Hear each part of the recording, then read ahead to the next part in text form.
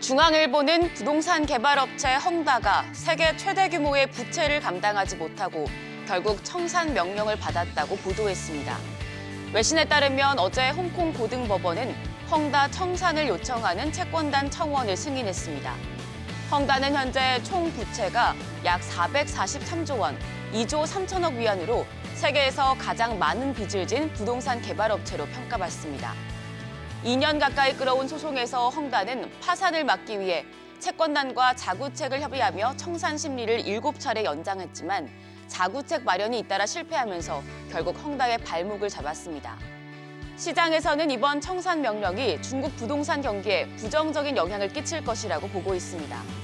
월스트리트 저널은 중국 국내 총생산 GDP의 4분의 1을 차지하는 부동산 부문과 관련 산업 침체가 수년간 지속할 것이라고 밝혔습니다.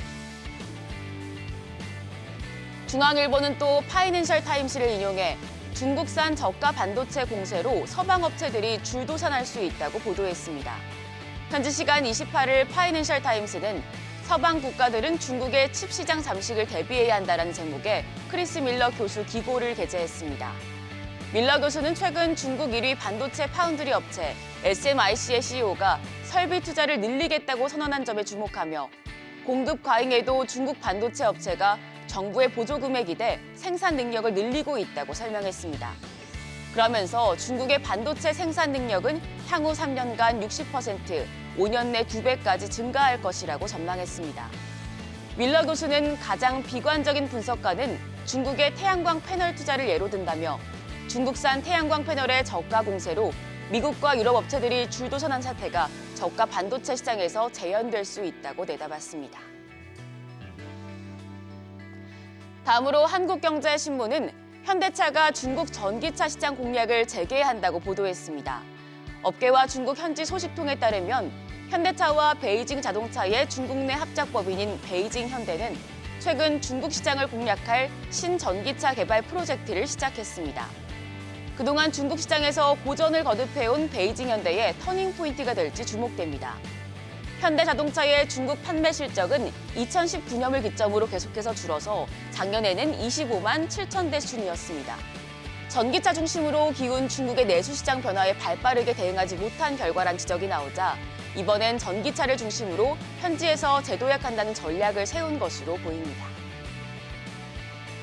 계속해서 한국경제신문 기사 하나 더 보겠습니다.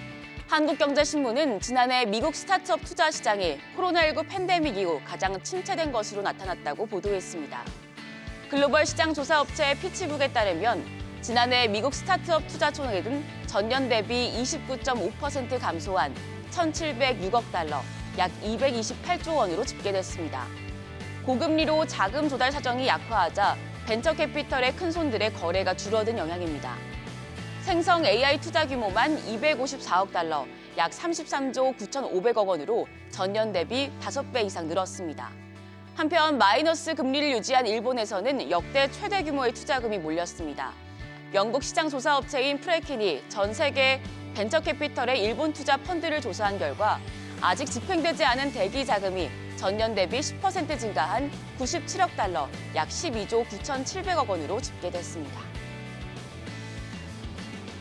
다음으로 한국경제신문은 서울 강남 고액 자산가들이 투자 자산을 미국과 일본에 집중하고 있다고 보도했습니다.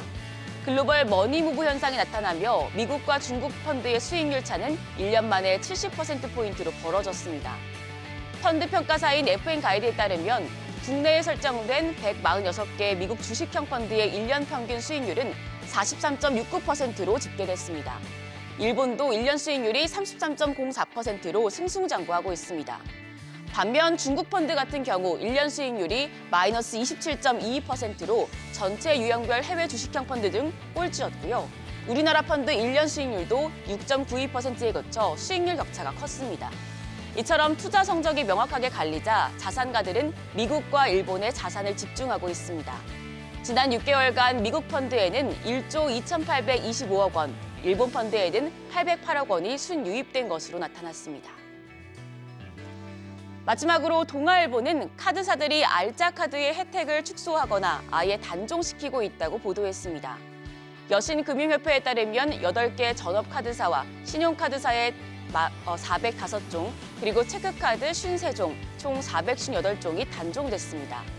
카드사들은 고금리와 경기 악화 등으로 수익성이 하락한 데다 혜택만 챙기는 소비자, 이른바 체리피커가 늘어나 혜택을 축소할 수밖에 없는 처지라고 설명합니다. 하지만 높은 수준의 혜택을 앞세워 고객을 모집한 뒤에 일방적으로 단종을 통보한 사례가 반복되자 소비자들의 불만은 커지고 있습니다. 전문가들은 카드사들이 수익 다변화를 추구하는 동시에 상품 출시에 신중할 필요가 있다고 지적했습니다.